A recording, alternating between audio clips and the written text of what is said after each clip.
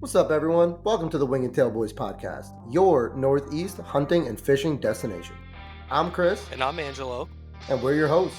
Join us as we navigate the woods and waters of the Northeast, sharing our passion for the outdoors. Whether it's land management, outdoor recreation, hunting, or fishing, we're going to cover it all. With 40 plus years of experience in the Northeast, we'll provide insights, tips, and stories to help you make the most of your adventures and help you experience the wild. So, tune in, grab your gear, and let's hit the woods together. And always remember, success is just a commitment away. What's going on, guys? Thanks for joining us here for another episode of the Wing and Tail Boys. On today's episode, we are jumping into the next installment of our Arrow Science series. We're joined again by DOrge of Fire Not Today. How you doing, DOrge? I'm doing quite okay. Awesome. And we're today, our goal is to start talking about the most important component when it comes to building an arrow. And some of you might be thinking, hey, that's got to be the insert, or it's got to be the vanes. The vanes control the arrows. No, it's got to be the broadhead. The truth is, the first component, the base component that everything is built off of, is in fact the arrow. And right, the shaft. Exactly, the arrow shaft. And I'm blown away because I'm learning about all these different sizes of arrows that I didn't even know existed in the first place. So Me too. I'm sure that the listeners are going to feel the same way. Hopefully we open their eyes to something maybe that they haven't heard or seen before. So today we're going to be talking about, I think we're going to get to about half of the sizes. And what we want to try to focus on specifically is discussing the different diameter arrow shafts, where they came from, what the, how do I put it? Essentially how they each behave naturally on the shot and what is required for you to gain control of that arrow from release to impact. Have I nailed that? Cost and benefit of each size Cost and the component around it. The reason for that, because just because you pick a size, you are limiting yourself, you restrict yourself to a certain condition. And first of all, I want to mention there's a lot of off-the-scope components out there. When I say off-the-scope, that means it's not ATA standard, but it's going that way. Just like the bow, nowadays, a lot of arrowheads don't use the burger hole. A lot of sight don't use the 10, 24 screws. Things are progressing towards that. So does arrow components. And is that making it... Oh, sorry, go ahead. You make it a lot more difficult. But at the same time, just like everybody else, the moment as we progress with technology and situation, some direction is a must, but some of them are actually gimmicks. Yeah, snake oil, if you will, right? Oh, yeah, definitely. I mean, but some people like snake oil. I mean, like the Chinese like snake oil with alcohol. Yeah, really? Learn something new every day. I remember when I was a kid, that was called the green snake and the black snake. The green snake is the three color of green snake inside alcohol. The color of black snake alcohol is like cobra plus whatever, 3 different snake in a freaking jar for 5 years. Then you drink those. Really? So it's alcohol made from the snake oil rather than no, from you just throw the whole snake in it. Oh my! Oh, so it's like a worm in tequila. Yes, but the whole snake. Oh my God! I don't know how I feel about that.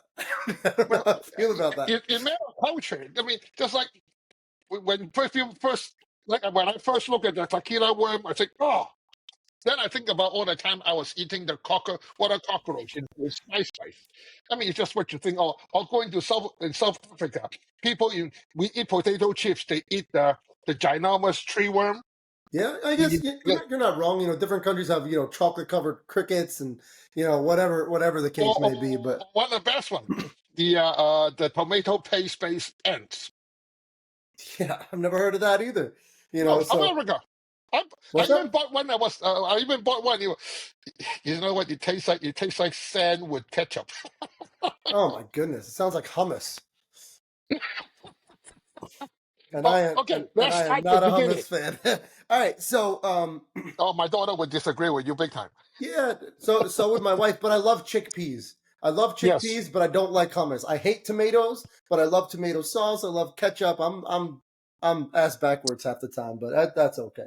I know of people who went to Mexican restaurants, refused to eat anything with tomato, end up with fried chicken wings in an authentic Mexican restaurant. I will be honest though, I love a good chicken nugget.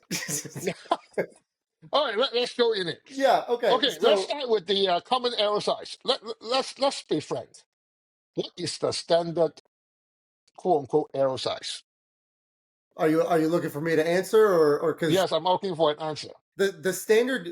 So from a hunter standpoint, if you were to ask a hunter, I would venture to guess that they would say a 166 or a 204 because that's realistically what you see a lot in the hunting industry these days.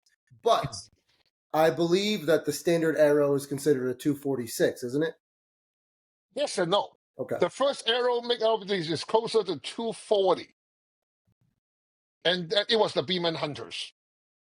But they use outsets. So the shaft of the size of the diameter, OD and ID does not matter because you use an outset on it. And an outsert That means you got a tube, you got a piece of aluminum go on top of the arrow in the front and top of the arrow in the back, and you put the nut into the outsert, you put the arrow tip into the outsert on both ends. So there's nothing that goes on the inside of the arrow to hold it in place at all, or On the Beeman, they finally decided to put a nut inside the arrows. Gotcha. So a Beeman arrow on the first generation finally become a nut on the back and the outsert in the front. Okay. So before we get into talking about the 246, since it's considered the standard arrow, there had to have been a reason for that. Yes. What's the reason behind the 246 becoming the standard, number one? And number two, is that across the board aluminum, carbon fiber, fiberglass, or are we talking only carbon arrow standard? See, back then when 246 first come out, I would say it was closer to the 1990s. It's not that long ago. It's only about 35 years ago. The reason for that, because the original, when the Beeman comes out, it was pretty decent, but the outsert is not concentric. And the broadhead is not great. I didn't even know that until I was 7 years into hunting. I was wondering how come my arrow never fly the same with viewpoint and broadheads, because the entire thing is like all whacked out. Okay. And concentric, just for the listeners quickly, concentric means that everything is centered. All of your components are perfectly in the middle of your arrow shaft. Your field point threads go through the dead center of your shaft. Your nocks, everything is completely centered. That's the concept of concentricity. That means when you spin the arrow correctly, the arrow will spin reasonable with no wobble. Okay. So when Gold Tip, which is Marvin Kausman, is the guy who started it, and he made Gold Tip. Before that, the only carbon arrow that was out there is Beeman. Beeman is an extruded shaft, so the carbon fiber are all straight. When you nick the arrow, it explodes and it bursts.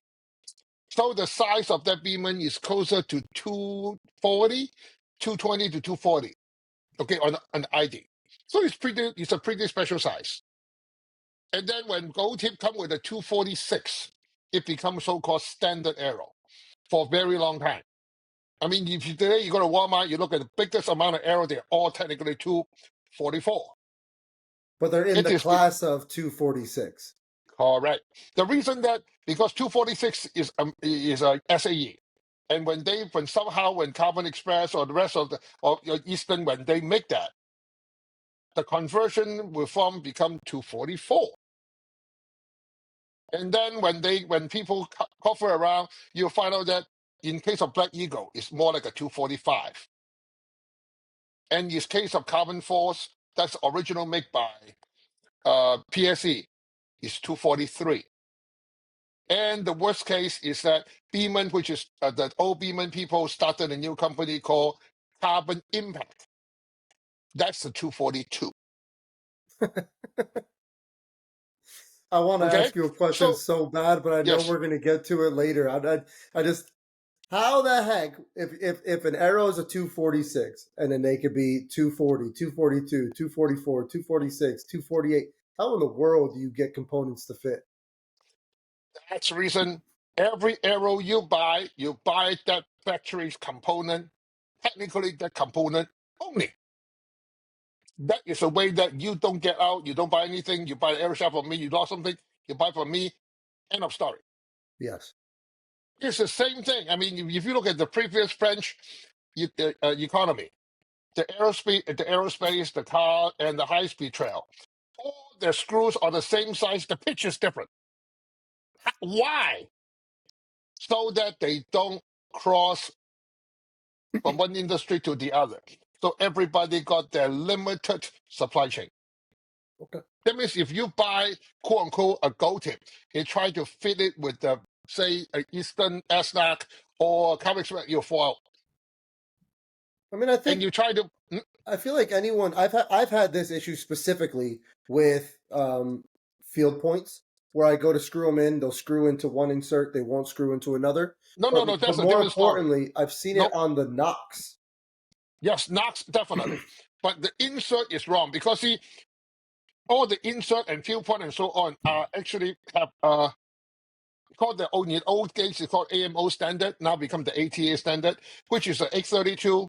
And then you're supposed to thread in close to 10.75 millimeter on the shank, and then no less than 10.75 millimeter on the threads, and so on. The original archery specification is very loose. We're talking 15 thousandths on all tolerance or more. And 15 thousandths is pretty big when we're talking about the speeds we're talking about and the Now the you know why tolerances everything need to don't be. work right. Yeah. Okay. Because when you have remember, when you put a field point into an insert into a carbon, you're stacking two tolerance already. Right. And if everything has a tolerance of 15 thousandths and you have 10 different components on your arrow, then you could be No, within. you don't have that many. I'm just making the point. For every component you add to your arrow, the tolerances compound each other. Is essentially what I'm getting at. Okay. We go back to chemistry. Your significant figures. Yeah. Yeah. All right. So sorry, but went off on a tangent. So the 246, the first people to really make it were the Beemans with the Beeman Hunters. They were at more of like a 242-ish. Then 240-ish. Okay. Because they always use an outsert. Gotcha. Then not Carbon Express. Gold Tip came out with their 246, and at that point, the 246 became the standard.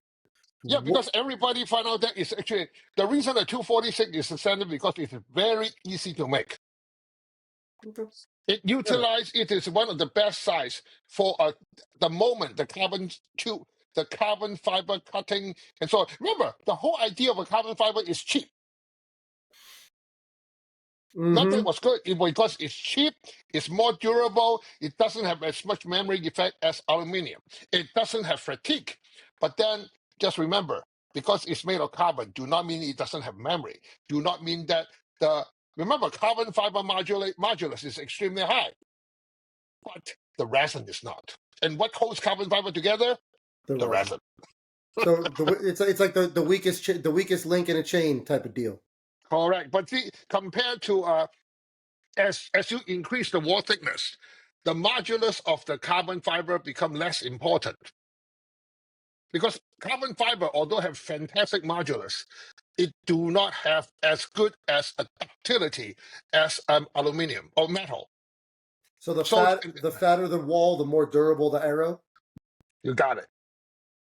The higher of course, remember, we are talking 1990s now. Now we're in 2025. The resin material is significantly better. It's not 2-3 times better. We're talking 50 times better. Wow, that's a big jump. I mean, but then so again, 35 years you expect it to. 35 years it's a long time for science. Is really what it comes down to. Not just that. Unfortunately, not many people put the effort to really learn the chemistry. I would be surprised that we should have much better stuff by now. I mean, it's like every few years when I saw something happen, it takes 4 years for the industry to catch up. Just like, I introduced titanium in 2011. 2025. This is the first year I got a lot more call for titanium. Were you the first? Were you one of the first, or the first people in like the hunting space to bring titanium into? Yep, I am. That's awesome. As a matter of fact, I'm the first one who actually filed a patent. But then the USPTO do not understand what I'm filing, so I was rejected. But I then turn around and file for a lot of things. The utilization in specific environment for titanium, like axles, camshaft, that kind of deal. I did all those. So are you? I know we're going down a tangent. The last question: are you the only person who makes the titanium kits for Oh, bows? and so far I'm there because I have a database.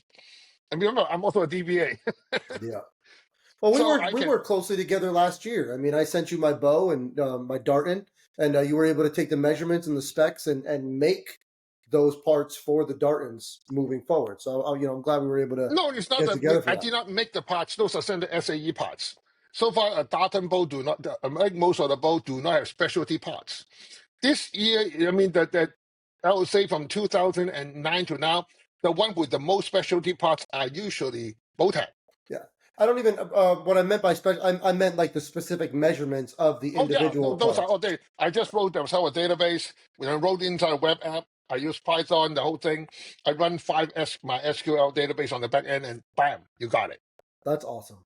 Okay, back to 246. So it became the standard, and it became the standard because of how easy it was to make, how efficiently they can make it, and was it also consistent at the time from arrow to No, because arrow? see, we also had to follow the ATA with AMO become the ATA standard. With that standard, the most obvious question, most obvious is that the 246 is simply ideal based on the technology of the time, based on what we know, because see, think about it. If we really follow directly onto aluminium, the size that we'll be making will be the GoTip 300. But Okay, then it's less durable right. because the wall is thinner. Hmm. And it's carbon. The thinner the wall, the less durability it is. Right. So they increase the wall thickness, which become the 246. At the same time, Eastern come with all the rest of the sizes, which we will not talk about today, the ACCs, which is your 205, your 215, your 235, and so on. So back up for just 1 second. I don't know if I heard you correctly. So the 300, the 246 was birthed because the 300 needed thicker walls, so they just made the walls fatter and came up with the 246. Yes. That's awesome. And then if there's two things that you don't get the durability, at least that is my understanding. I can't take credit for what people's thinking process is, but I can see what the market, because at that time, I'm not no different than most average hunter. I say, oh, wait, look at this. This is available. The price is good. The price is And right. right. But you know, the funniest thing, I'll share a funny thing with you. And when they come up with go-tip hunters, they only have one arrow to sell. That's the only one they make. Hmm. And some marketing genius say, hey, that's the only one you make money from them. Hmm. So why not make it different? So that's reason strictness what they get in. Yep. And wasn't it at the time? Was it actually done? I'm trying to remember back to something I've heard you talk about in the past, and I don't know if it's this. I might be getting two different things mixed up. But is that basically they just weighed a bunch of different arrows and said, okay, this batch is this weight, it goes here, and this batch is this, it goes here, or did they No, no, actually no, no. measure the straightness of the arrows? No, actually, they got a machine, which is a pretty straightforward machine. It was 28-inch apart. You put a laser in the middle. You rotate the arrow once. If the entire thing the deviation is less than 1,000, it's called 1,000 strictness, Okay. which becomes the pro hunter. Mm-hmm. If it's 3,000, it becomes the hunter. If it's 5,000, it's called the expedition. Anything over 7,000 is called expedition hunter. And And the don't price is 160 all the way down to $60. and don't they still have those? Don't they still have like their Hunter Pro? I don't know if they make Expedition anymore, but I could have swore I've seen Gold Tip with their Hunters still, right? Of course they do.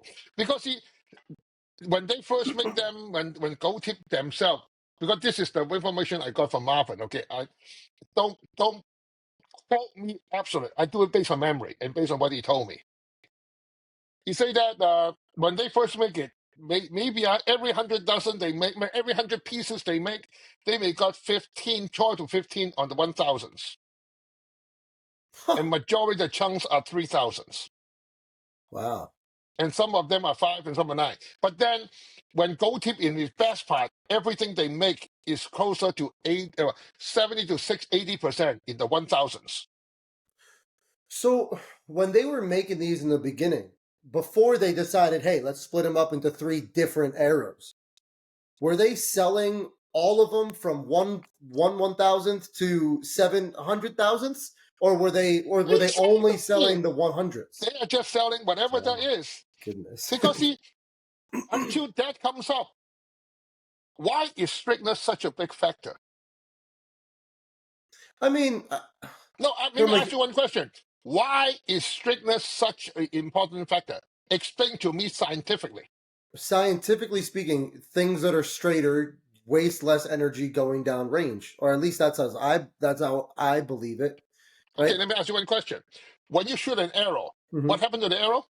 Oh, the arrow flexes. Okay, when the arrow flexes, when you fly in the air, how much arrow flexes? I'm cheating here a little bit, but I believe it flexes 12 inches in either direction, right? No, it Up flexes to 50 12? to 150,000 initially. Okay. Off the launch, you're saying? No, Or after in you flight? fly through and it finished settling and it was doing this. Mm-hmm. Oh, so you're saying after the arrow's recovered, it's still flexing to, what'd you say, 50 to 100 thousandths? Correct. So, you mean to tell me when you launch the arrow, that 5,000 in the front at 20 yards will make any difference when the arrow is flexing 50 to 100,000? No, I mean, I'm sure you could get someone that would say, yeah, but it's now that's 100 thousandths more, and Yeah, I'm not 5,000. You saw 100,000, 105,000. Okay. How big is your broadhead? How big is your fuel point?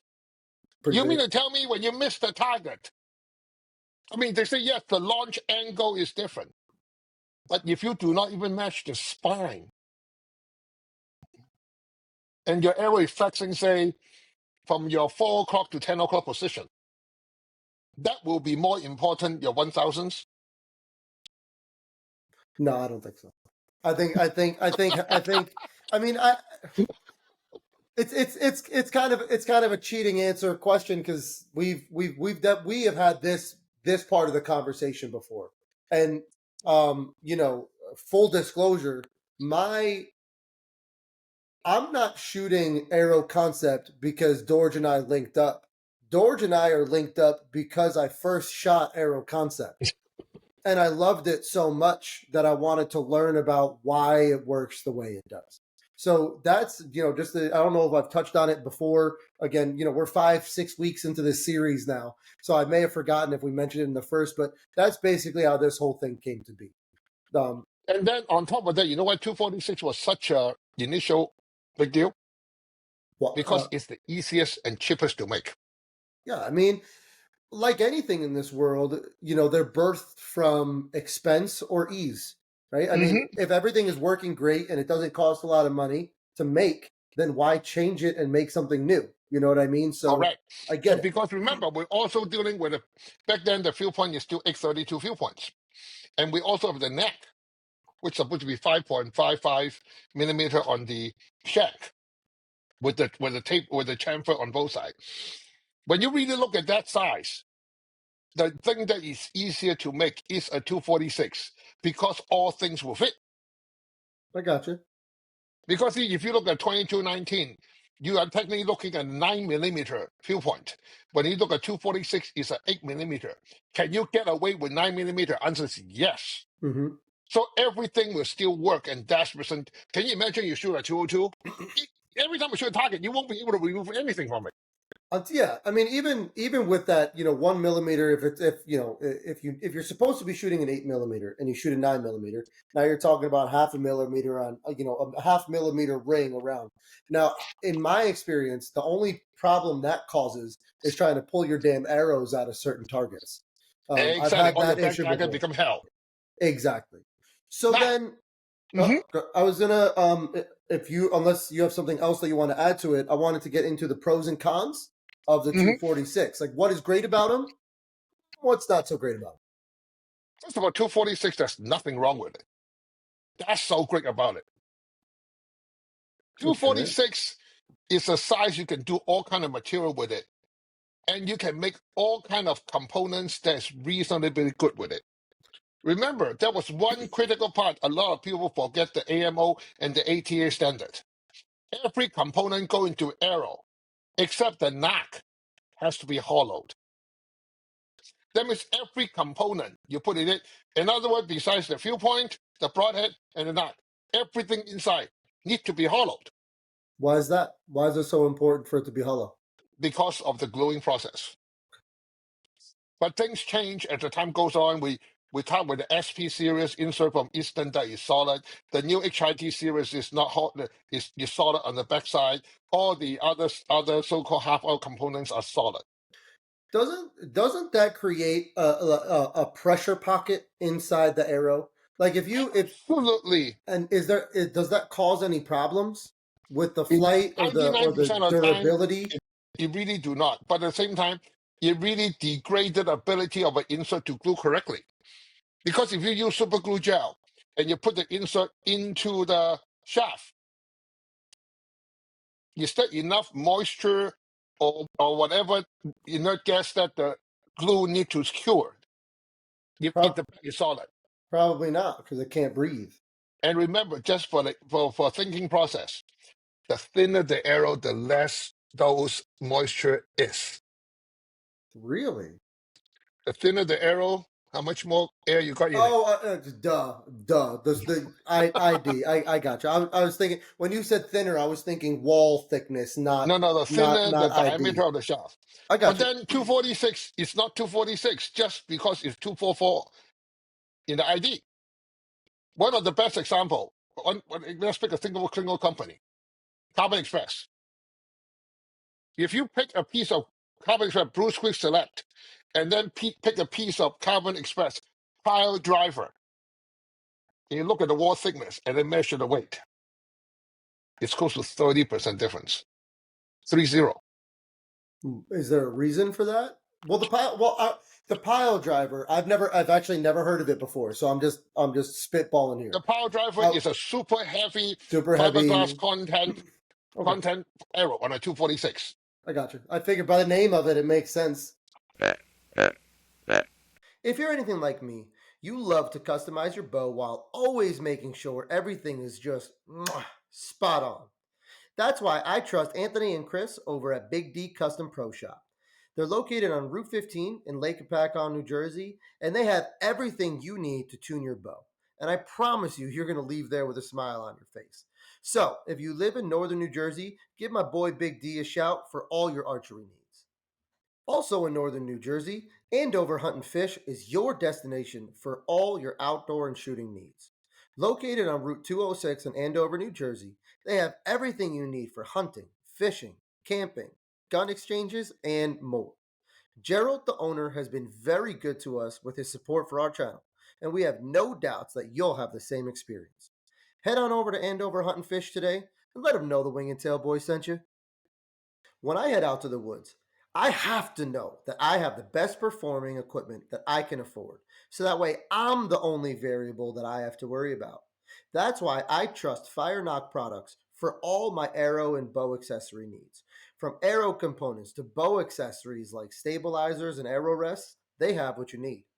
DOrge won't put anything on the market if it doesn't perform 50% better than what's already out there. So head on over to fireknock.com today to see what they're all about. So they put a lot of material, so you got a super heavy arrow shaft. And of course, the thickness of the shaft is significant. While when you look at the Blue Squick Select, it's an ultra, I believe it's a 32 million module carbon, so that it is extremely, extremely stiff on reaction. So you can use less material, which make the shaft super lightweight, which also make it extremely not durable. Yeah, I learned that the hard way. We talked on that, not too long ago. There was a time where I was trying to go for heavy FOC, super, not obviously you can't. I don't know that you could go with a crazy light arrow with a super FOC. I'm sure you can, You can, but I feel like it's not what's your safe. intention? Right. So I was trying to go for medium heavy, high FOC. I ended up with a 560 grain arrow, which isn't ridiculously heavy, but my arrows were just breaking. Mm-hmm. They were breaking at the knock end. They were breaking at the front end. It was just, maybe I didn't have the right grains per inch for the arrow I was trying to build. Honestly, this is before I started diving into true arrow building, and it was actually the issues in that arrow that led me to fire knock in the first place. So it's kind of that kind of comes full circle again. We're not trying to sell anyone on anything here. We're just trying to give everybody education. But I need to speak on what I know, basically. Yep. See, the 246, because the component, because of the AMO standard, which is X32 threads, you have all the inserts and the knocks. See, that's another thing. You know why back then, Eastern make the unit bushing for all the arrows? Why can't they just make knock for every size? Would it be so they could use one? They could make one thing for all arrows? Wasn't it? Would it just Hey, be? they have make the bushings Uh-huh. because making bushing in CNC using screw machine is cheap. Back in the end of 1980s, to get a knot mold in today's money is closer to $150,000. For one mold, Mm-hmm. which would have, in their case, a lot of pockets per mold. In your case, Correct. one pocket per mold. Right. Because then imagine per space, maybe closer to 150 grand. So you look at maybe 300 grand in today's money. Mm. So because knot molding back in the 1980s to 90s is ridiculously expensive. I mean, it And you sounds it. can, that's the reason you make one knot. Just like all the Eastern in the old days, aluminum, they make a cone and then use a Mako knock. Okay. And then later they figured that they prefer a knock that goes inside. But since they remember 2219 and 2216 is 6,000 difference in ID. Mm-hmm. Remember 22 means 2264, 19 means 19,000 thickness, so 19,000. 2264 minus 38,000 is the ID. So the reason they made the bushings is so that way they can make one knock, done, and then just fit it to basically they made the knock to fit the smallest arrow, I would imagine, and then Yes, the bushings to fit people they use the G knock. and then they use the bushings to fit all of the bigger. All right, they make the bushing so the inside is always 166 and the OD is whatever that it is. Gotcha. So then, So it's a smart approach because at the time the knot molds are so expensive. I mean, like my knot molds are. I mean, when I saw it in 2006, my knot mold is 260 grand. I mean, you can buy it for 7 grand today, mm-hmm. but you need to understand when you're dealing with a mold. Since we're talking components, we need to talk about the mold. Just like when you do, I mean, if you do computers, you do Ethernet. The connector, that mold for that, if you pay actually less than 200 grand, you're not getting quality equipment. Because it needs to be perfect. It needs to be perfect. All right. Perfect consistency and cycle abilities. My molds are 5 million plus. Dollars? 5 million cycles. Oh, I was gonna say like that. So what is it? My molds are 60 grand. So 5 million cycles before the mold isn't usable anymore? No, the mold, you need to modify the mold. Okay. But then when you see, very simple. If you're really into precision, when you have 4 cavities, how do you guarantee all the same? Oh, you can't. You can't. How do you guarantee the flow? Remember, when you're dealing with polycarbonate, we're talking components. Because until you understand components from 246 point of view, all the rest become ridiculous. Right. When you flow, say you do a 4 cavity, or in the case of like knockout, that's 22 cavities. Yeah. And you inject them at one point, it starts spreading. And then polycarbonate, translucent polycarbonate, is semi-soft and cure from the outside in. So when you inject it, the first few mold in the front will fill. They start to cure, right? Mm-hmm. But the plastic is still flowing. But to the very end, now you got to say you got 4. How do you guarantee that 4 with the same identical material, with the same flowing structure, structure, and then finally the knot is formed? How do you guarantee the curing process, the flow process, the material are 100% identical? You can't. I mean, just from Exactly. just from a basic standpoint, the farther something has to travel, the more time it has to either cool or heat up, depending on the application, to dry Mm-hmm. or whatever. So I would imagine that the farther away from the point of injection, the less consistent that knock would be, or whatever it is you're It's not making. matter of consistent. It's matter of they are different. Mm, That means that when you click, remember the plastic nut have one critical factor that nothing we use in archery had. what's You that? click onto the string. Yes, That means there's elasticity in it. There's modulus in it. you How needed do you to get hold. You needed to hold and enough that it open won't and fall hold, off, but then open. open and let go? How do you guarantee that process to be the same? You can't. I would imagine that you can't. You technically cannot. No. Let's go one step further. You know, when you get the mold, you also got the sticks, right? Yeah. Because you inject the plastic, and then when open, you see the stick got cut. Then you got the stick with all the knocks on it. Mm-hmm. So what happened to that stick? Or you got to cut it off or break it off or something. They just cut it off, grind it, and throw it back in. Throw it back in. Yes, to regrind. Oh my goodness. Now So you know why. it's already cured. It's already been cured. So they're curing, uncuring, curing, uncuring.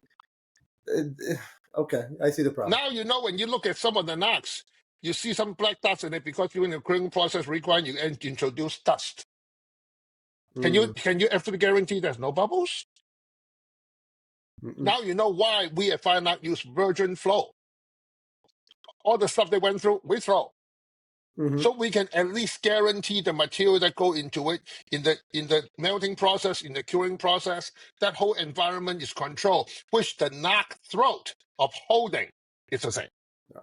So just to put what DOrge is talking about here is I used to dabble in model cars when I was younger, but I found out real quickly I didn't have the patience to sit there and glue them all together and paint it. I never finished one ever. But one of my favorite things to do was when you opened up the box, all of the parts for the model car came like what you're saying from a mold, and each piece was connected by one thin like rod of plastic.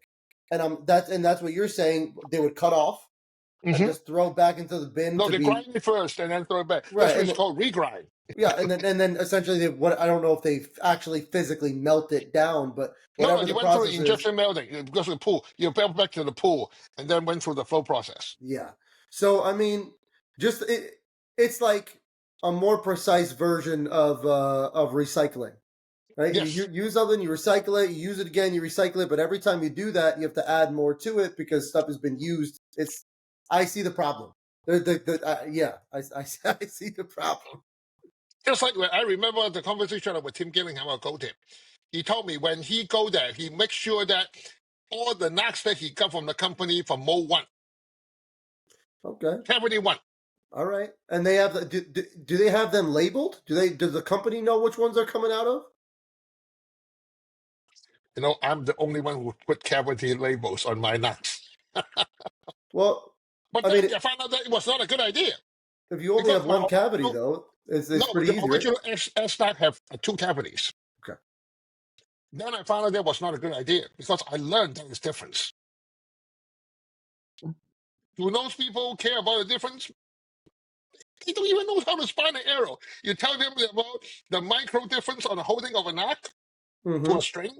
And for most people, they don't even know what the string size fit is. Yeah. So when you start talking about those until you understand the importance of those, Right. you have no idea what I'm talking about. Right. And I mean, it's the same thing. Like the nuance that we're talking about here, ladies and gentlemen, is the same thing as anybody the difference between someone who grew up with their father shooting Remington and said, "Nope, I'm shooting Remington core lock. That's all my father shot. That's what I'm shooting." And you go to the range and you're accurate. Versus the guy who says, "Okay, I'm going to buy core locked in 2 different grains. I'm going to buy Hornady in 2 different grains. I'm going to buy this in 2 different grains. And I'm going to go to the range and I'm going to shoot each and every one and see which one groups the best." That's the difference we're talking about here, right? Not just that, because different grains don't mean anything. You need to look at lot piles. Because different time, different moisture, different capability, you end up with different too. And that's the exact reason why I want to start reloading my own. Now you see, this is the problem. I went down the rabbit hole. I learned all of this stuff for arrows, and now I feel like I have to apply it to my rifle also. And then after the rifle, I'm sure it'll be actually do something the else. reverse. See, when I was in Bloom, Indiana, I with all my friends, because in Indiana you don't need all the like 40 cars in Illinois. I was into guns, and all my buddies show me how to reload and everything. I just do it for them because if I want to shoot, I'm not paying that kind of money. When I shoot 9 mils, I'm going to just reload. Oh my gosh! I mean the weights, the dies, and so on. That make your head spin. But The then, only thing I have to worry about is 308. The only thing I want to reload right now is 308. yeah, but remember, So we're small. talking guys who I'm talking a guy who got class 4 license. He got a freaking Gatling gun in the middle of his set. That's amazing. And a rocket launcher. Oh my! To be an American, right? Yeah, you should see his safe. When I go to his house, he got a 2 single bedroom. His whole basement, the door is a freaking gigantic safe. That's amazing. He I said, love that. I got 12 inch of concrete all the way around, including the top. I say, what happened there? I said, oh, well, I got curved ventilations. So you can't come in, even your clients. That's amazing. Well, I mean, hey, listen, a little bit of a side story. When I grew up around firearms. My dad had them from the day I was born. He started hunting, I think, the year before I was born, 1990. I was born 91. He started hunting 90. And my whole life, till this day, DOrge, I'm 34. I'm going to be 34 years old this year. We've never had the combination to my dad's safe. And anytime we needed a gun, he would go and get it for us. Until this day, we were taught, if you're using a firearm to go hunting, to go shooting, to do anything that is legal and safe, it is not a weapon.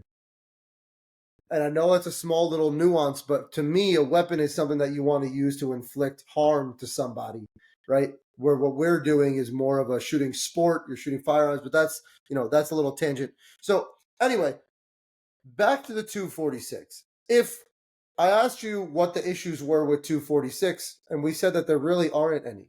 So if there's nothing wrong with a 246, why do these other arrows exist? Because the 246 never died. And there's other companies who sell 246. And Eastern don't have anything to sell that's different. So it wasn't from a performance standpoint. It wasn't a thing with performance. It was more along the lines of, but they claim it is performance. Right. We need something to sell. This is new. Try it out. And we are the only one who got it. Well, you mean Americans? Or anybody? Because Eastern instantly patented the HIT systems. Mm-hmm. And what exactly does the HIT system? What is that? I know it's an acronym. Remember, you still want to follow the AMO standard. I'm sorry. You still want to follow the AMO standard. Gotcha. You want to fit the 202-204 shank of the fuel point into something else. So that's the reason the Eastern 204. The ID is the shank of the fuel points, and they put a HIT system to hold where the shank can be screwed. Okay. So they're really just building at this time, right? Going 204, 300, 246. They're basically building different size arrows around the components that already exist. Otherwise, nobody want to buy it at this time. All right. Of course, things have changed. But let's go back to 246. 246 is really all around very durable, everybody happy shaft. And relatively affordable?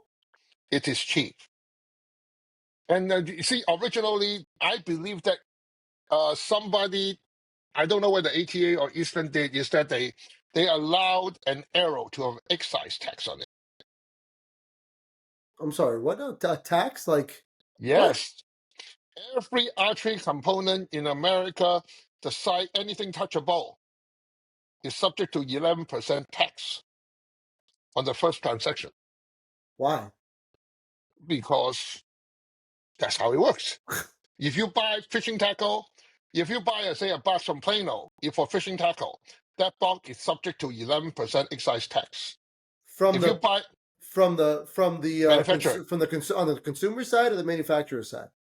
hey, somebody had to pay for it. So you're both. The answer is both. Yes. Now, very simple. If you say you buy a plain old box on the fishing tackle side, it's average about 15% more expensive than you buy the same box in the sewing section, because that box is subject to the excise tax of fishing. That's unbelievable. Now, if, for example, you buy a sight for $100 as a retail, and you buy from the manufacturer have to pay 11% of the first sale as tax to that site. So I'm assuming this: you make the site for $50, you sell it online to a customer for $100. At the first quarter of that sale, you pay the U.S. government $11. So before anything, that's only $39 of margin you can play with. They got to get their money somewhere. Now, Oh man. every year, the U.S. government and the archery, whatever people, like this year, every single shop, regardless of cost, is 62 cents per shop. You mean tax wise? Yes. That means if you buy a dozen arrow, just say 60 cents to make it easy. Mm-hmm. That's $7.20 per dozen arrow, regardless of cost, will pay to the U.S. government. I never knew. I knew that's on top of sales tax, like normal sales tax. No, this is to pay. For example, if I am a manufacturer, I have a dozen arrow I pay $10 for. When I make my first sale, I need to instantly pay the U.S. government $7.20 minimum for that dozen arrow, regardless how much money I make. So that's crazy. No, that's not crazy. That is what I mean. If you want, you can look at that. Go to IRS or U.S. Treasury under excise tax. I'll tell you exact number because I just finished my excise tax. When I say crazy, I don't mean like, I get it. When I say crazy, it's because this is going to get us off on a whole nother tangent that we should probably avoid. But I have a problem with government having their hand in everything. And we'll leave it at that. Because okay, that drives me crazy.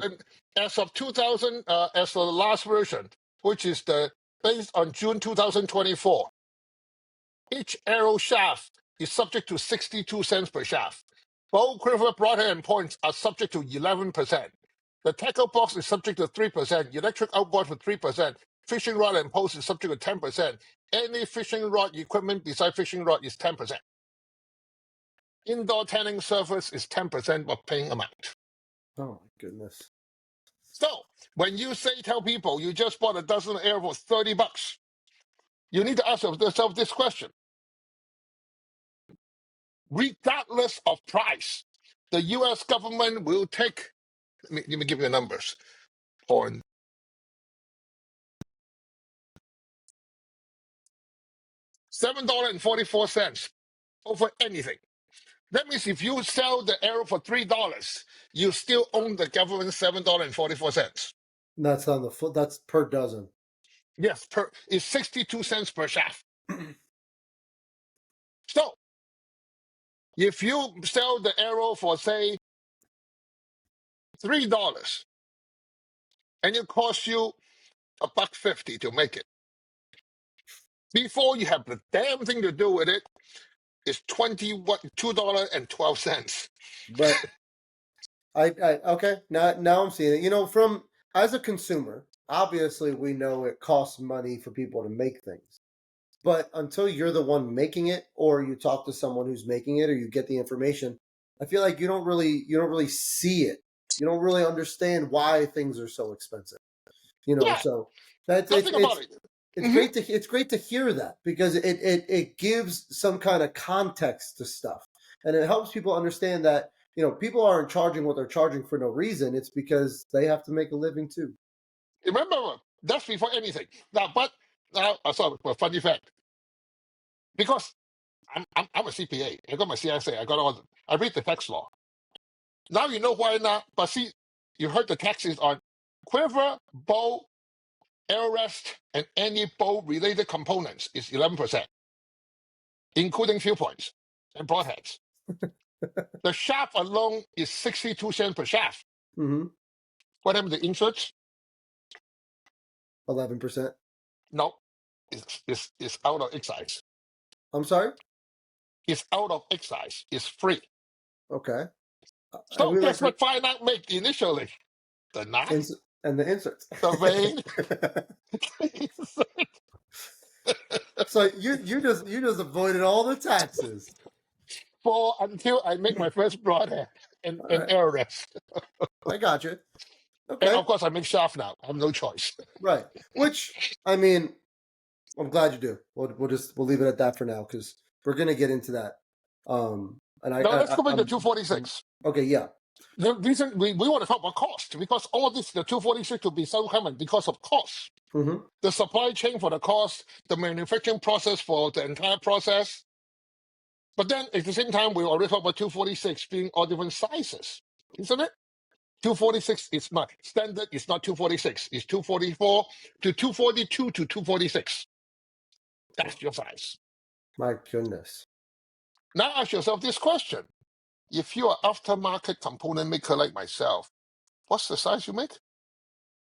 243 or 244. Well, for like, if you're trying to make it to fit everything, you make it right in the middle and adjust as you need to. That's where you're wrong. Okay. If you make it 244, how the hell you fit 243 or 242? Well, It's in the middle. You don't. You can't. Unless you sand the inside of the Yes, shaft. but you said, how do you make sure it's good? I don't know. You can't.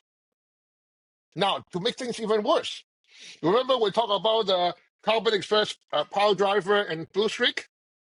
What's the wall thickness? I don't know.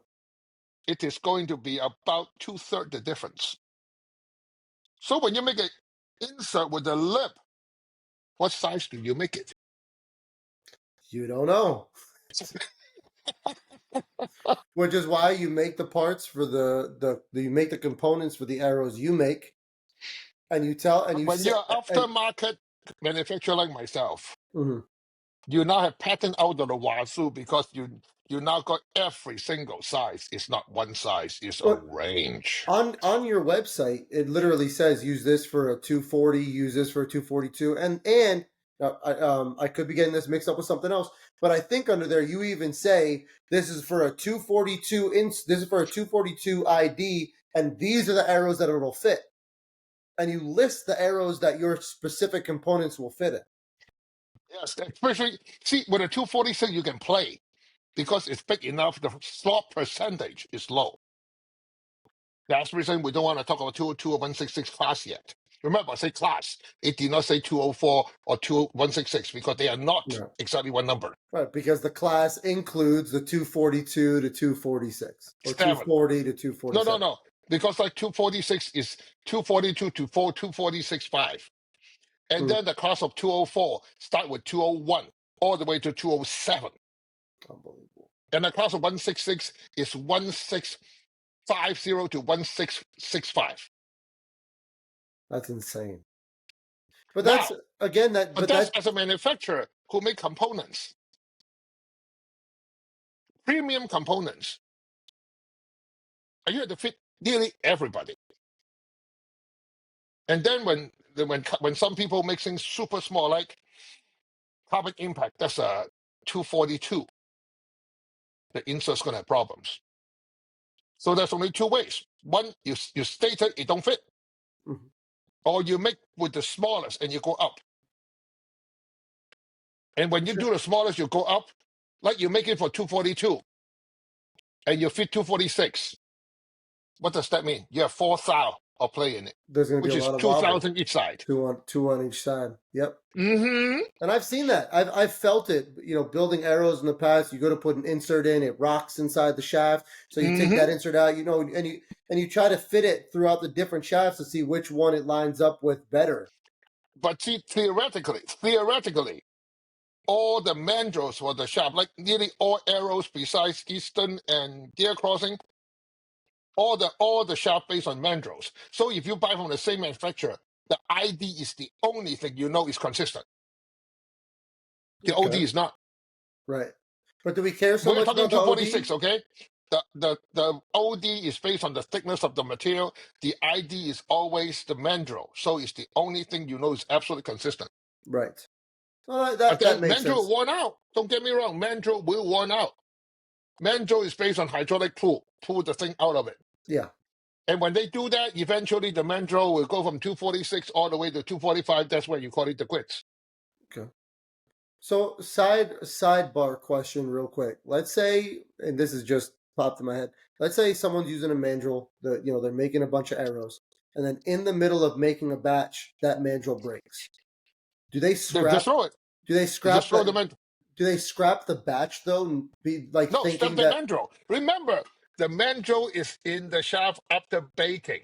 After it's finished, next reason, like me, when I make the 246, I make 500 mandrels. wow. Because every arrow have their mandrel in it. When you went through the picking process, cured, then come back, then you pull. Every one of them. So you make 500 shafts at a time per size. In some places, yes. In Okay. some cases, up to a few thousand. Like in Okay. case of Common Express, that's like 5 to 10,000. That's cool. And they're You really went just through because they're really just remember, sending them out like you that. went through the wrapping process, then you went through the baking process, then you went through the cooling process and the pooling process. If Right. you make 5,000 each, you need 20,000. Yeah. That's insane. But then again, when you think about it, I mean, you're talking about something that's like that thin. It's not like you need a ridiculous amount of space, That's the reason. relatively speaking. That's the reason when you look at Eastern process, Eastern think because they are a process, their company think manufacturing. I mean, that's part reason you can't. Most company will never compete with Eastern because they will spend millions into making their machines. It's like the extrusion machine. You just simply go, and then if you want a 1,000 feet long 246 or say an axis, they can make it. They can make it. And I'll say Mm-hmm. that when I was shooting my high FOC arrows, you could say, there was the arrow that kept breaking on me. Again, I don't want to bash anyone. The next arrow I got was the Easton Axis. They're Mm-hmm. whatever the 166 is. They have an axis that's a Mm-hmm. 166. I will be honest, outside of the issues that come with just about any 166 arrow, I loved that arrow. Mm-hmm. It was durable. I felt like they flew consistent from arrow to arrow. I felt like when I had my field points on, I was just target shooting, that they were hitting where I wanted them to, and the performance was great. So from my experience, I can't say anything negative about Easton. I can't. Well, you haven't tested the field. When we reach that, I will tell you. So Okay. let's put it besides that. Okay. The 246, because the components are so simple, but then you see what my problem is. If I want to make a lighter knot to fit standard arrows, I technically make 5 of them. Right. So that's the 242, 43, 246, 44, 244, 46, 47. 242, minimum Yep. 3. Because you figure 1,000, you can fudge around with it. Now, what about I don't know if you made them like this on purpose, or when you buy your specific. I'll speak on Fire Knock Knocks. When you buy Fire Knock Knocks, they have like shoulders on them, or like I forget exactly what you would call them, but um other companies have had the same. And what I've done in the past is I've never had to do this with yours, but when I've used other knocks and put them, they didn't fit in the arrow. I've had to file the back or the shoulder of the knockdown just a little bit, or the shaft, to get it to fit. Are they designed for that to be done? In some place, yes, because see, that's where my first pattern, or the final knock pattern, which I use in a lot of my knocks, is that in 90% of the time when people put a knock, which is a cylinder with 6 ribs, they're all 60-degree apart. Which means that if you compress the plastic, you will get maybe 1 to 2,000 max. Because you need to compress it, otherwise it fall out, right? Mm-hmm. So a 246, the knock should be 247.5 to push it. Okay. So what happens if the shaft is 244? It doesn't fit. That's the reason I'm playing with geometry now. I know you're a math teacher. You're going to love this. Yeah. Everybody is 60 degree apart Mm-hmm. because 6 of them 60 degree is 360. 360. Yeah. So what happens if you design it to be 90 degree apart? Then you got 4, right? But there's more play in the. There's more play between them. Right. But what happens you go with 100 degree? So when you put 100 degree of each rib going to a cylinder, what's going to guarantee to happen? Well, you It's can't no go longer 100. round. Well, you can't go It's no, 100 either because you 360 go doesn't 100. split to 100. Exactly. And when they don't split 100, what phenomenon is going to happen? Ovalization. Mm. Yeah. Of the, When you're you saying do ovalization of the knock itself? the nut cylinder, when you have ovalization, now you can cover margins. Now you know why the final will cover 244 to 246 because it's an ovalization process. Okay. So you're taking a concept that can hurt aeroflight and using it to help it from a different perspective. Correct. Because of ovalization. No, remember, this ovalization on the cylinder is not ovalization. That means yes, because you bend. But this time I'm using, remember, I have 4 ribs now, not 6. Mm-hmm. Mm-hmm. So when you force the opponent on 100 degree on 4 ribs, pressing in, you're forcing the knife to do this. And now you got this to play with. Okay, I got you now. From the pressure, it's doing that from the pressure, not from the flight. Correct. All The right. Okay. pressure now, because see, when you do pressure, the deformation of the nut cylinder into oval lets you play from 242 to 246.5. I got you. So Isn't that's that cool? And people say math is useless. no, that's man. You're. This is about to turn into a 3-hour podcast. We start getting into that. So, Now you understand, but then I want to finish 246 today, and I'll go to the front. absolutely. So you Now want we'll to talk go about to the okay. now So we we've want talked. to talk about the insert. Okay, go And ahead. I won't touch aero concept because I want to put in a different category. No, Aero Concept. We're gonna do its own Exactly. episodes on Now, Aero Concept. Absolutely. very simple. When you put, say, 246, if you can make your insert exactly to fit the shaft on OD and ID and thickness, great. But that's not possible. Because as I say, the wall thickness and ID of every single brand, every single class is different. You're saying it's impossible to make one size fits all when you're Right. saying But okay. then if you have to, what do you do? You make just the ID and don't worry so much about the OD, I would You imagine. do both. Oh, What do you do? If you look at the fine art system I designed, that's where the fine art arrow insert A pattern comes in. Every single arrow fine art insert on the side of the lip that the arrow shaft sit on, have a 45-degree chamfer in it. yes, I did know that. Why? So regardless of if it's off by 1,000th or 2, it still seats perfectly. Not just that. Concentricity.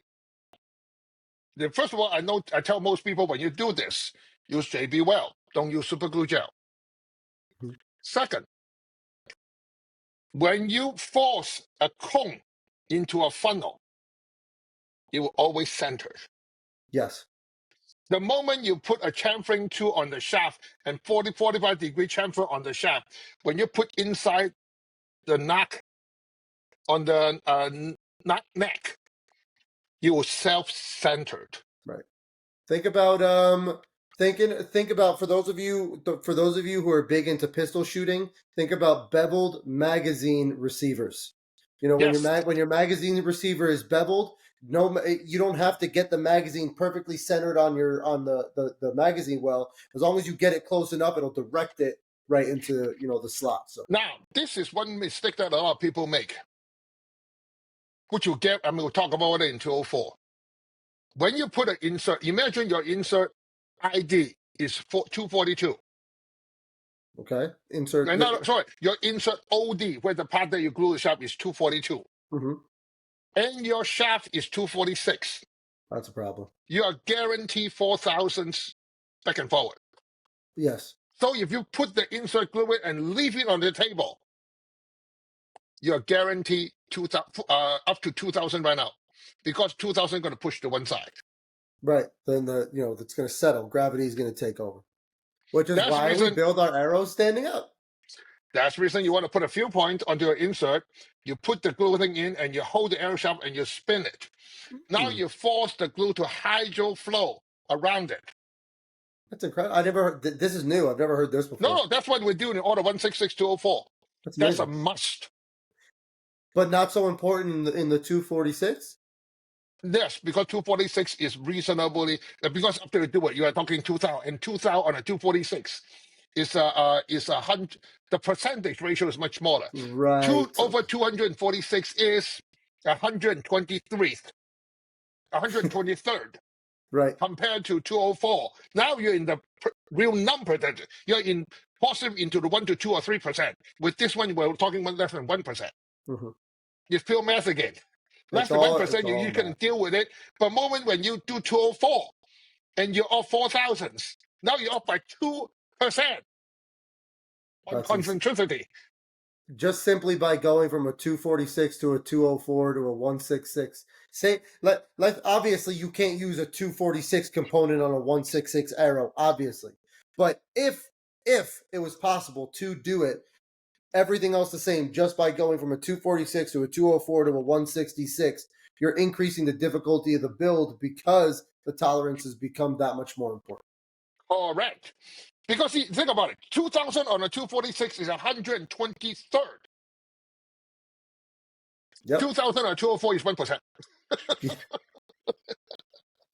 Yeah, so quick numbers. We like to think they're simple, but we get it. But basically, what we're saying is the thinner the shaft, the more important the tolerances are. The more critical component concentricity process become. Right, because all right, let's make a visual, okay? If I have an arrow that is this thick, right, and it's moving, a little bit on the inside, versus this thick and it's moving, the amount of space it's taking up relative to the amount of space that's available is a lot more. And to make things worse, what's the shoulder on a 246? 1.5 millimeter. The shoulder on a 204 minimum is 10.05 millimeter. Shoulder of the insert? Yes. Yeah. Yep. And I learned that the hard way. Let me ask you one question. What is the 204 from Easton's shoulder? It doesn't exist. That's why. They don't have a shoulder at all? No, the shaft is the shoulder. Because of the HIT insert. Because of the HIT system. Okay. Yes, now you understand. Wow. Okay, so really Easton is a company that said, okay, this is working great. What can we make to improve it, or to make it look like we've improved it? That's pushing the truth too much and exposing it. But then again, that's anything. Like, think about, okay, so I had a Hoyt Ventum. Okay, then they came out with the Hoyt Ventum Pro. Then they came out with the Hoyt VTM, and now they have the newest. I forget what it's called, but it's the RX8 and the RX9, right? It's the AX50, whatever it's called. Mm-hmm. But at the end of the day, from the Ventum originally, if I'm not mistaken, had some issues with their cams. So when they went from the Ventum to the Ventum Pro, they went from the HBX to the HBX Pro cams. Everything else on the bow was practically the same. But they came out and they said, this is the new bow. This thing is great. You need it. It's the newest. You got to have it. I don't need to have it. It isn't that much better. So... Let's don't go offline, man. I want to finish with the two. Yeah. Go ahead. Now you fully understand why I do a reverse taper on the insert. Yeah, I love that. Because even if you do not chamfer the shaft, the self-concentric of the reverse taper will give you that. Now, let me finish. Yep. And the shoulder is the biggest shaft, including a power driver extreme. That means the lip is always there. But if you use JB well, when you finish with, you lift it with a JB well, you form a chamfer right there. That's awesome. So you have a chamfer on the shaft and a reverse chamfer on the insert. So when you put them together, it instantly locks. It's mating process. So could you use one or the other, or do you have to use both? You can use one or the other, but the reverse taper for the insert is the most important. Gotcha. Remember we talked about that in the early days about shaft movement?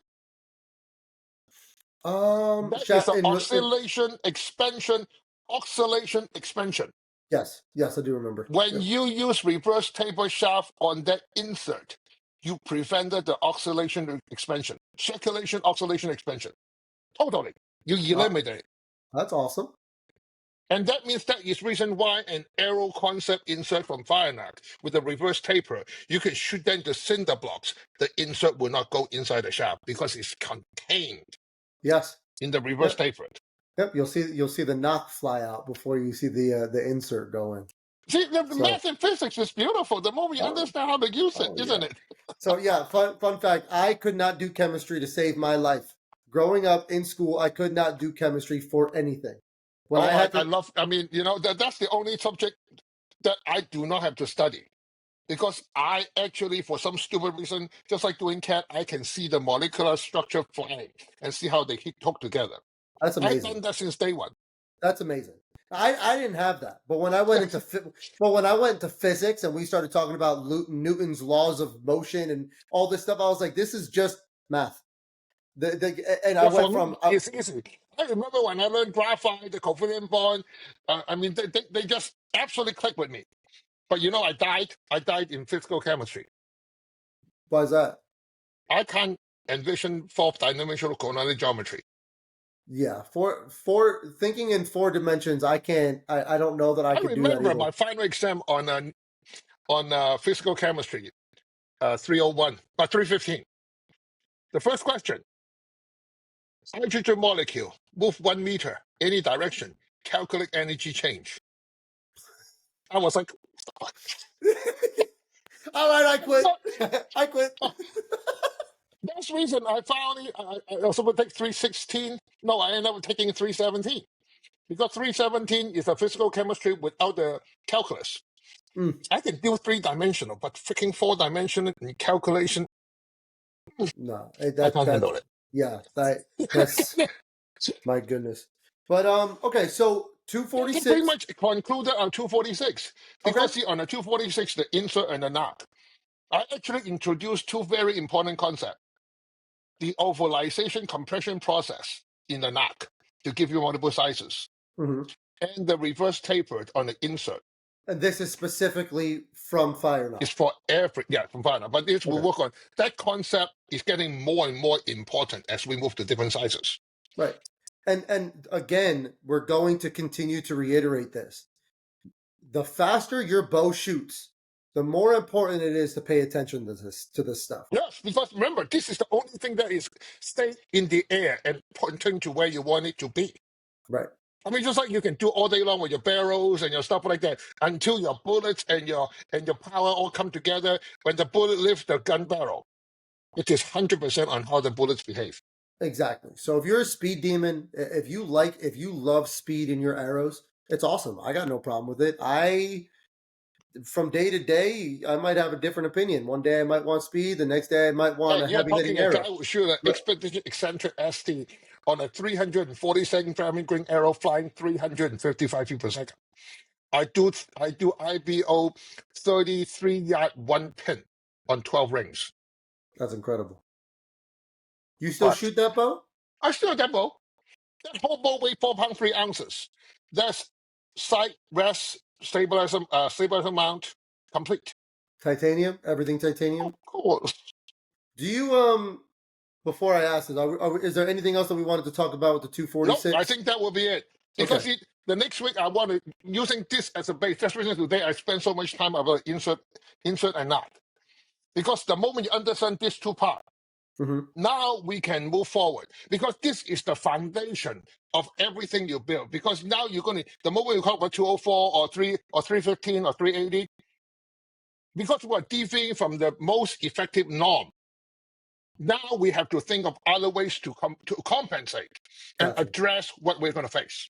Okay, so we're now at roughly an hour and 10 minutes. And we decided to focus on the 246 because, like you said, it is standard. And everything that comes off of that, whether you're going into 300, 310, 330, 380, or going down to 204, 166, 130, or whatever, you're gaining something, but also giving something up You're in not gaining relation to the anything. You are 246. just simply losing. So anything bigger or smaller than a 246, you're just giving something up. Right. And in order to compensate, you have to pay a lot more for it. All right. So then that leads me to one more question that we could probably use to pick up with in the next episode. In the very beginning, and even in the episode we did with Angelo when we first started this, we said if you are a shooter and you are not shooting over 270 feet per second, go to the store, buy a Gold Tip Hunter 300, go sight your bow in, and go have a good time. Yes. If deviating from 246 means you're giving something up, why is the 300 a better option than a 246 for someone in that Because situation? you are shooting a high let-off bow. The High let-off. 246 was built at a time where everybody is shooting under 260 feet per second, and the let-off is between 55 and 65, not even Gotcha. 70. So everything that we talked about today so far, is that not considering let off in the Correct. situation? Okay. That means if you buy a general bow today, in most cases, it will be about 75% let-off comfortably. And then you do not require, just like one customer, 8 days ago, which is last Monday, he come to me and say, DOrge, I really want to hunt. He said, just go ahead and ask your friends. See anybody got a single cam Matthew bow, buy it, and I'll tune it for you. And he go ahead and bought himself a Matthew LX for like $130. And he's going to spend $400 with me. With titanium, give 6 arrow, he walk out the door. And I'll guarantee you shoot deer. Yeah. I mean, I'm not making money with this. Seriously. Yeah. The titanium is going to cost me in labor. I'm going to spend 3 hours on it. So if I'm dropping my labor to $75 an hour, not at the time when I do consulting, it's in the thousands an hour. Right. So I'm just doing it to, first of all, it's retirement. Second, I'm really enjoying and teaching younger kids how to really hunt. Because if you screw around your equipment, you're not hunting. You're tinkering. Yes. Until you shot the deer and consider shoot the deer, because that is a whole, on top of science, is the deer behavior, hunting public land. I mean, yes, if you got the places, you can name every single deer. Great for you. But that's not a challenge. Yours truly hunt on public land where nobody know what deer is. I can't even put a camera there. Honestly, man, sorry, go ahead. But when you pull a 190-inch deer out of those places, you are somebody. Right? No, I agree. And I can attest to that. My listeners know this year, being that I moved to a new state, I got away from the places that I've been hunting since I was a kid. No cameras. I'm not running any cameras. I didn't know I needed to get a doe tag at the time. So I'm out here with one buck tag. And it got so tough this year because I didn't have it in my head to attack it from the right perspective that it got so frustrating that I just went back to what I'm used to. I went to Jersey a couple times. I hunted mostly on my family property. But now going into next year, I know that it's going to be, I have to devote that much more. I can't say time. I do have a newborn on the way, so my time is going to be limited. No, but I mean, how I at the use end that of time this, has when to we run be this better. episode, Yeah. we're going to discuss how do you harvest a deer going to a brand new place that you've never been and try to harvest deer within the first 2 days. That's the challenge. Yeah, I mean, I would love to do that. I would love that. Yeah, we want to put it after we talk about all the equipment. We'll talk Oh about yeah, oh yeah. I think outside of this Arrow series, I've really enjoyed sitting down with you week to week, and even before we have our episodes, we sit down, we bullshit a little bit. We talk like two buddies. I'm getting to know you. You're getting to know me. I've really enjoyed this entire process. So I'm gaining information, but I'm also gaining a friend, in a lack of a better way to put it. So Yep, I would this has say been so. awesome. I mean, knowledge is key. Yes. Because just like I remember the day when I first learned electrical. Am I really going to do electrical? No. But when one day I absolutely need it, I don't have to beg. I'm able to handle it. You could just do it. And Yep. I found that out here. Now, granted, I took woodshop all 4 years in high school. I've always liked woodworking. I've always liked building things and stuff. But when it comes to big projects that cost, for me, a lot of money, the last thing I want to do is fuck it up, right? So, Yes. I've had the wood panels sitting in our house for 2 or 3 months now. I've had the trim sitting in our house for a month. I started painting this office in June, right? But it got to a point where I was so, I don't want to say nervous to try it out, but I didn't want to mess it up. But once somebody, this past weekend, my brother-in-law was here. He showed me how to do a couple things. The next day, I finished I finished the whole entire room.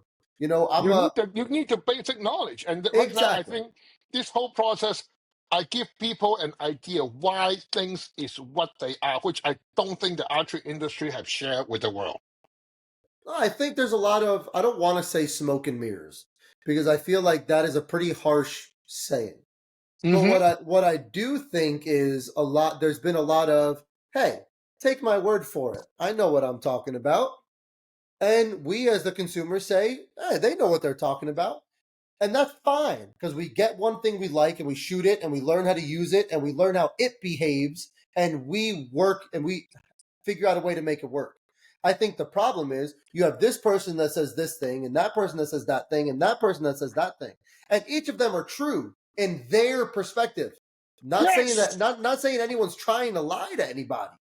But if I just take everybody's truth as my truth and say, hey, that works on his bow and those clothes, that camo pattern works in that patch of woods, well, maybe he's in a pine barrens and I'm in a hardwood forest, and maybe he's shooting 50% 50-pound bow on 90% let off, and I'm shooting a 70-pound bow on 65% let off. So the big thing is we need to take everything into consideration. We need to take everything into perspective and make the choice that's best for you. With that, I think that's a great place to cut this time. I think we want to jump into 300 spine arrow, not spine, 300 ID. ID arrows next Yeah, time. 300 is Which, going to be a long conversation, but not as long as 246 because we've got so much foundation material to cover. sure, and But I think, 300 is going to be one of the more interesting. yep, I mean, for anybody who was into crossbow, that's the episode you want. that's awesome. So if you're a crossbow shooter, next episode, getting into 300 diameter arrows, that is the episode for you. With that being said, we want to thank you so much for joining us here for another episode of the Wing and Tail Boys and joining us for the 5th installment of the Arrow Science series. I'm getting a lot of information, a lot of knowledge out of this. I hope you guys are as well. With that being said, if there's anything else you want to hear us talk about, anything maybe that we didn't explain well enough for you, drop a comment down below, leave us a review, let us know what you think, ask us questions. Once we start really rolling with the series, we're hoping to get some questions in that we can answer as we go. Because if there's something that we find that we didn't explain well enough, we'd like to fix that before moving on to the next thing. DOrge, with that being said, any last second words? Nope, I'm good. All right, fantastic. As always, you can contact George on fireknock.com. You can contact me at wingandtailboys.chris@gmail.com. And until next week, remember, success is just a commitment away. Have a great week, guys.